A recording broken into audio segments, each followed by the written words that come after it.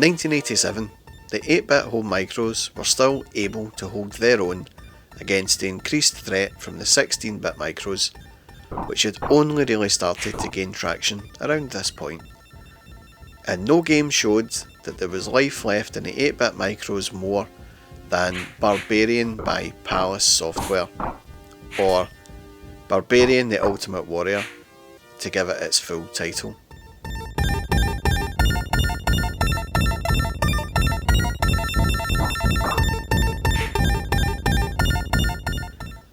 Barbarian was a fighting game that could be played as a single player against CPU controlled opponents, or in a 2-player mode against a friend. The game sees you take control of a sword wielding barbarian as you battle your way through other barbarians on the way to free the kidnapped princess.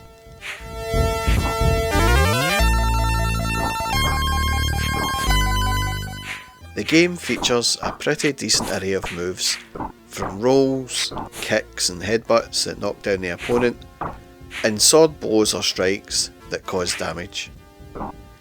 Each player starts off with 6 energy balls, and for each strike the player will lose half a point, meaning you need 12 successful strikes to down an opponent.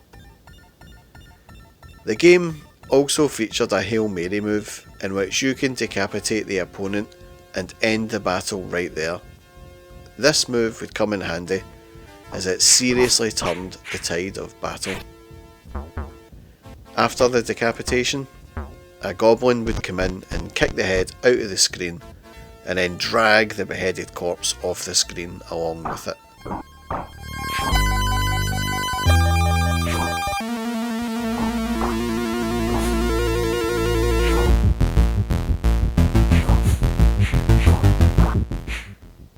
The game would cause a fair amount of controversy, but not for anything in the gameplay, but I will get to that later. The visual style of Barbarian was pretty unique for a home micro at the time, with some decently sized sprites and alternating backgrounds.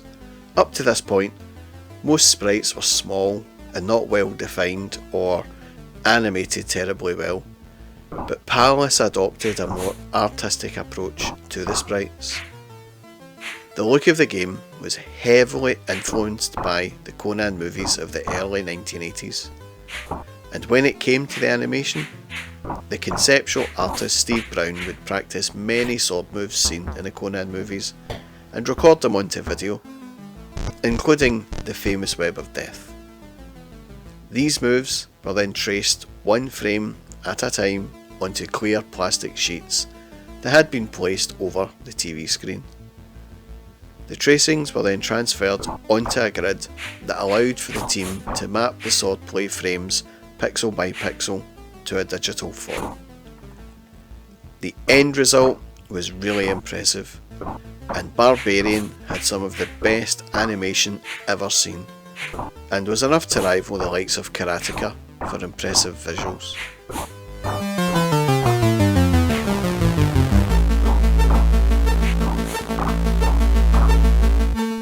The sound was a little limited, but the soundtrack for the game was excellent and sounded like it belonged in one of the Conan movies. This soundtrack really helped move the action of the battle along at a frantic pace. The sound effects were about as good as you could get on a Commodore 64 for a game of this type, with sword strikes clashing sounding pretty good, but the sound of the player falling to the ground was kind of lame. And when a decapitated head bounces along the ground, the sounds seem misplaced and hollow, but I guess it was just a standard sound from the Commodore 64's library. The gameplay was excellent, especially against a friend.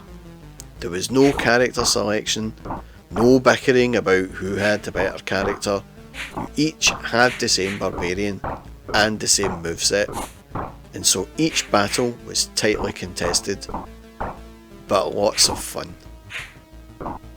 In single player mode, the combat was less enthralling, as the moves were really executed in this kind of hit and hope way, due to the limited control of a single button joystick and the not so sharp responsiveness of the controls, it was difficult to pull off counterattacks in a timely fashion, and so you would really just pull off a move and hope that it connected.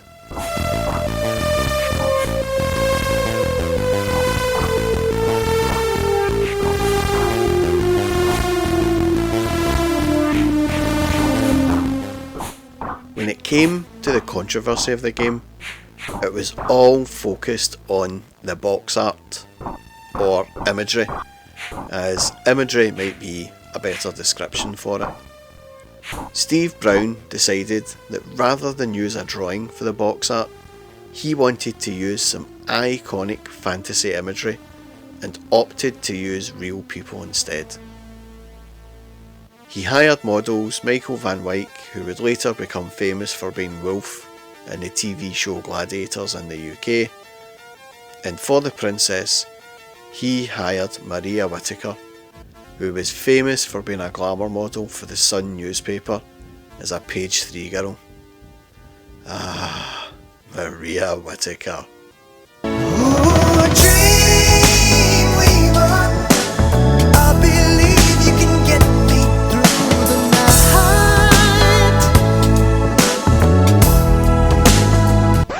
Whittaker was given the tiniest of bikinis to wear, while Van Wyck was given a loincloth and a sword. In fact, Steve Brown liked the imagery so much he even included a poster of the models with the game. And so, up and down the UK, young boys' bedrooms had this poster on their wall, and many enjoyed waggling their joystick in front of this poster. And it was this poster and game cover that caused outrage.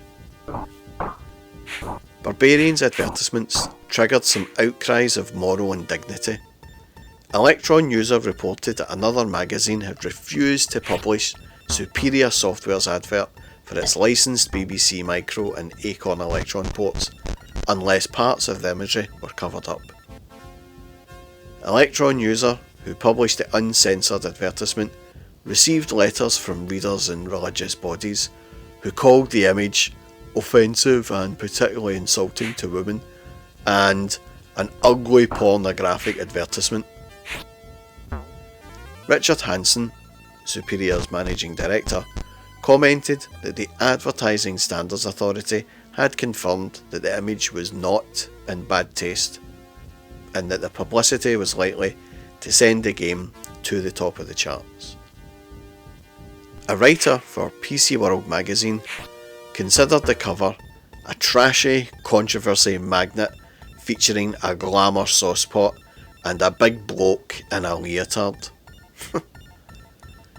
Video game industry observers Russell D. Maria and Johnny Wilson commented that the United Kingdom public were more concerned over the scantily clad Whittaker than the gory contents in the game.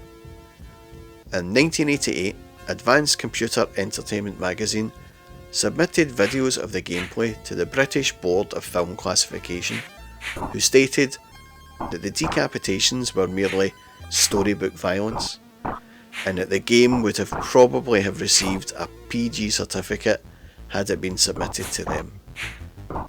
David Houghton, writer for Games Radar, claimed the game would be rated mature by the Entertainment Software Rating Board if it was published today. But all this controversy did was make sure that the game would sell in bucket loads. And it did. The controversy did not negatively affect Barbarian, but boosted the game's sales and profile tremendously. The game proved to be a big hit, reaching the top of the all-format charts in 1987 and number 1 in the Acorn Electron chart in 1988. An employee from Palace who worked on the game at the time said he received royalty checks for approximately 7 years, the first of which was for £20,000.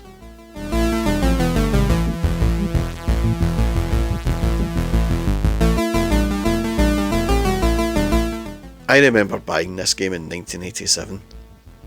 I could have gotten the game using my normal means of procurement of the time, I wanted the game in its box with the poster, so I saved up my spare lunch money and bought a copy of it.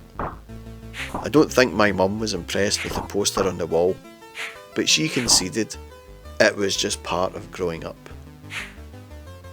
It's amazing to think that the whole thing that made the game controversial was the imagery on the box and not the game itself. As at that time, a game where you decapitate your opponent would have certainly been considered a nasty, had they bothered to play it and witness it for themselves. I guess, for many in authority at that time, that video games were considered a toy, something that was enjoyed by kids. And so, by including a scantily clad busty beauty on the box, that somehow kids' minds up and down the land would be corrupted. What utter nonsense. And these clowns that think that somehow forget that they were young once. The success of Barbarian led to the release of Barbarian 2 the following year, and with Steve Brown knowing what sold a game, he again returned to Van Wyck and Whittaker to model for the box cover. But the game itself received mixed reviews and was not as well received as the original, especially on the 8-bit home micros, and so the planned follow-up was cancelled and Palace Software sold off its software division to pay for its venture into movie making. And so we can only wonder what the cover and poster would have looked like.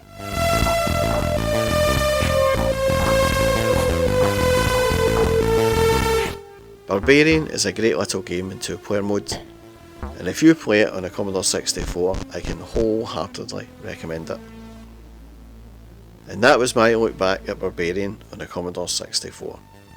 If you like this video, then please do give me a thumbs up and a sub, or maybe even a comment or two below. That's all from me, folks. Thanks for watching.